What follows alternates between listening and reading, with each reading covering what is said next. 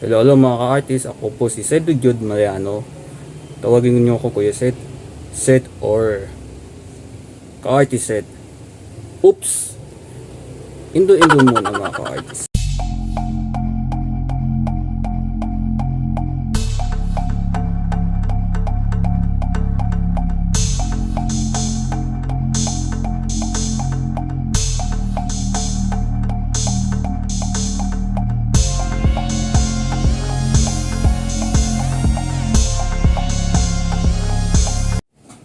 Hello mga ka-artist, ako po si Zedrick Jon Mariano. Tawagin niyo ako Kuya Seth or ka-artist Seth. Huwag natin kalimutan ang mag-like, share, comments, and subscribe ang aking YouTube channel para maging up-to-date ka sa mga future sa mga vlog ko. Sa ngayon, panahon natin yung Miss World Philippines, di lang sa pagbigay ng drawing o i-drawing, kundi observe natin. Bago yon,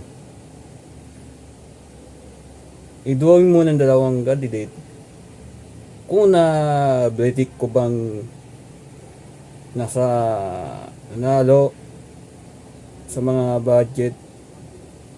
Ang dalawang drawing nagawa ko kay Gwendolyn Fourniol from Negros Occidental at Justine Felizarta from Marikina. O tara na, pakita natin aking drawing.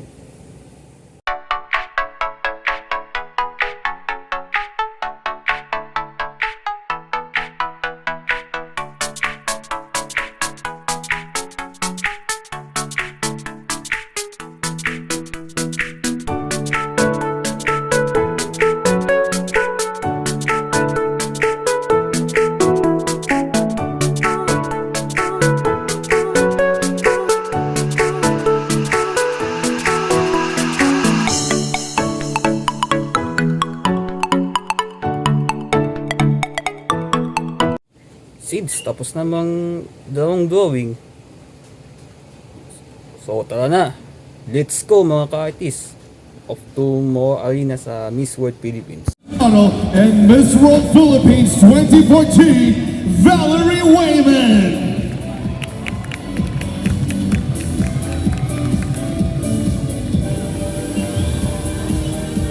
Actress, model, and Miss World Philippines 2017, Laura Lehman. Athlete, model, and Miss World Philippines 2018, Katrina Rodriguez.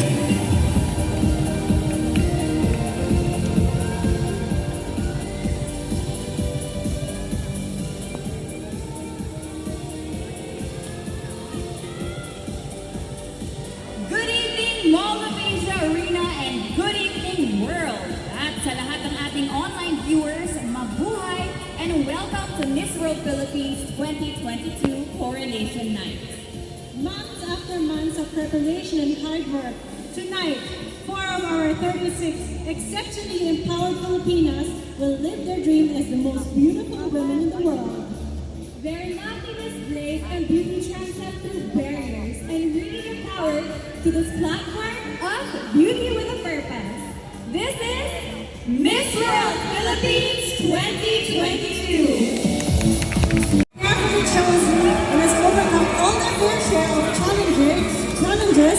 That's why this year Miss World Philippines has brought everyone together, and especially our distinguished personalities, to be our panel of judges. That's right, and our first judge is a former broadcast journalist and president of the Public Relations Society of the Philippines, Mr. Harold Geronimo.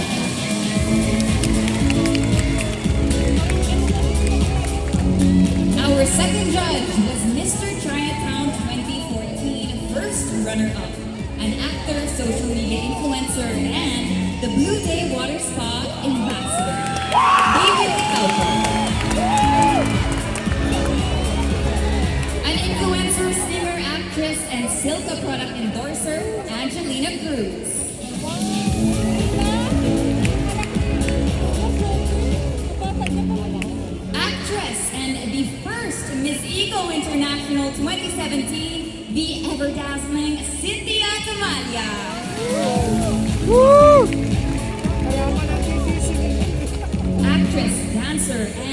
first Filipina to win Miss Reina Hispano-Americana in 2017, Winwin Marquez.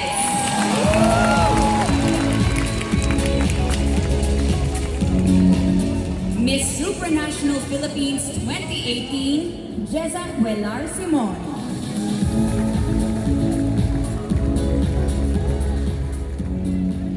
Next up is the Managing Director of Mega World Hotels and Resorts. Please welcome Mr. Cleof Albiso.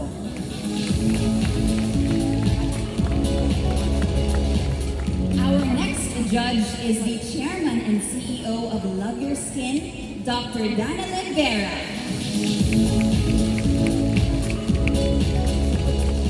An actor, model, and Mr. World Asia 2018, JB Saliba.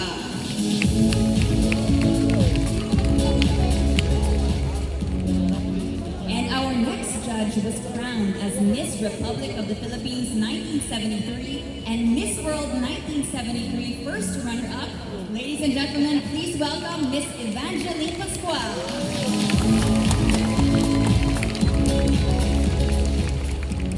One of the focus advocacies of Miss World Philippines 2022 is mental health awareness. That's why our next judge is a mental health advocate herself. Her commitment to lifelong education has led her to attend national and international conventions in New York, Japan, Sri Lanka, and Singapore. She is an active mentor of psychiatry residents and fellows and was awarded Best Mentor for several years and Most Outstanding Trainer during her fellowship graduation in Medical City. She is currently an adult psychiatrist specialized in addiction, a fellow of American Psychiatric Association and the Group of Addiction Psychiatrists of the Philippines. She also trained in mindfulness-based cognitive therapy from the Center for Mindfulness in Toronto, Canada, a fellow at the Center for Addiction and Mental Health from the University of Toronto, Canada. Please welcome our Chairman of the Board, Dr. Shanae Marie Vega-Fria Munar.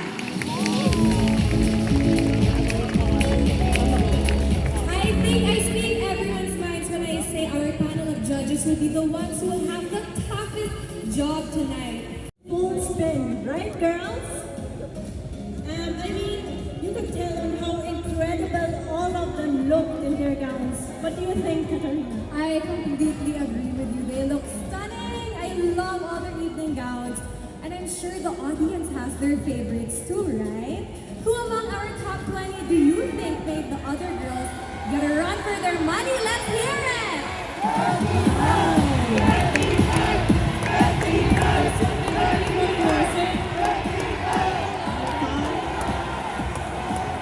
How about you guys? What's your Let's go for number 13! We also have number 22! 21? Okay. Let's hear it for number 25! I look back on my journey also in 2014. I mean, I can imagine the feeling when I went out. Looking back, I felt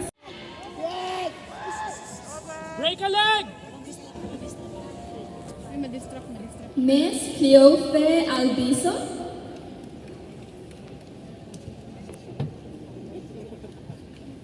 Here's your question. How do we cope up from an education deficit accumulated due to the pandemic? As an advocate of education, I do agree that during the pandemic, we have suffered the most. But the children who have a lack of access to education have suffered the greatest.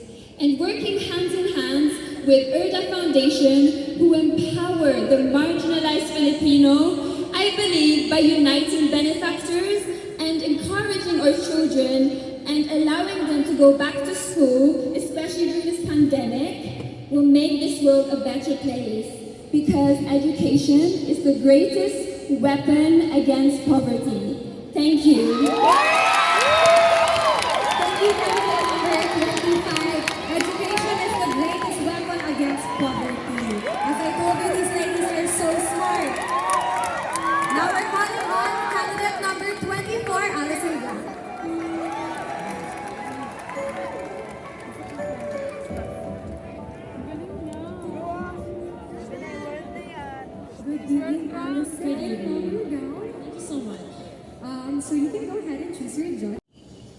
I do believe so because they are voices for the things that they care about, for other people, as well as those that they represent.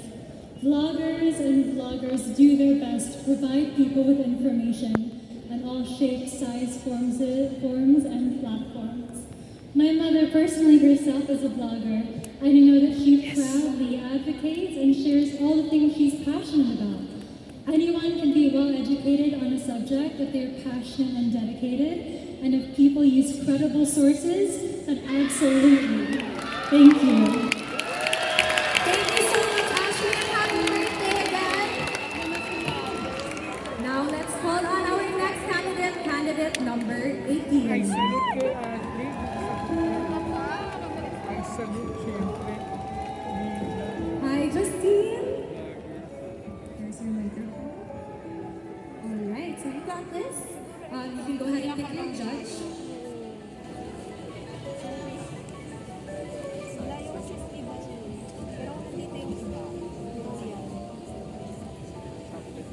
Your judge is Sir J.B. Saliba. Hi, Justine. Hello. So, the question I have here for you is, what can we learn from celebrity breakups that expose their private lives to the public? Again, what can we learn from celebrity breakups that expose their private lives to the public? Thank you for that question. Good evening, everyone. We all have choices in this life, and to be a celebrity is someone to be of power, and to have power is someone who has authority, but it doesn't mean that they are not human. We should always respect people regardless of what they are going through, because you never know what they are going through with their private lives. And I think if we do this, we'll definitely become more collected together and respected for one another. Thank you. Thank you, Justine.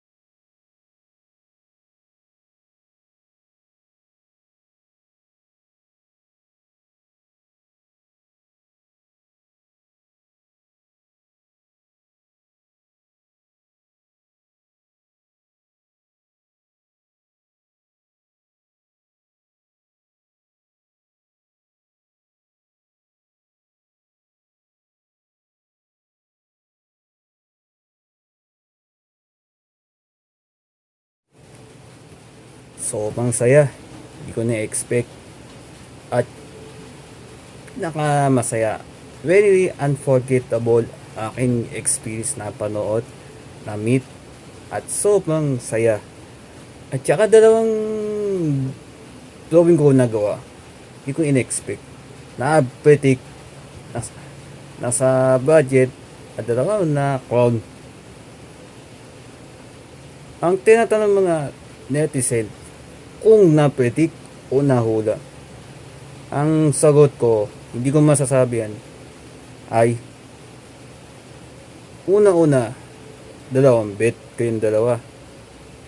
Ikalawa, may chance na sila makuha ng crowd. Ikatlo, yung predict ay walang kilalaman. Kung totoong predict o nahula, just comment below down on comment section. Maraming salamat mga ka-artist sa interested ang aking content. Di lang yan na napanood, pakitang artworks, kundi ang gagaling mga Q&A at sobrang lalim, sobrang galing. See you on next on vlog. Maraming salamat mga artists. Stay safe and God bless.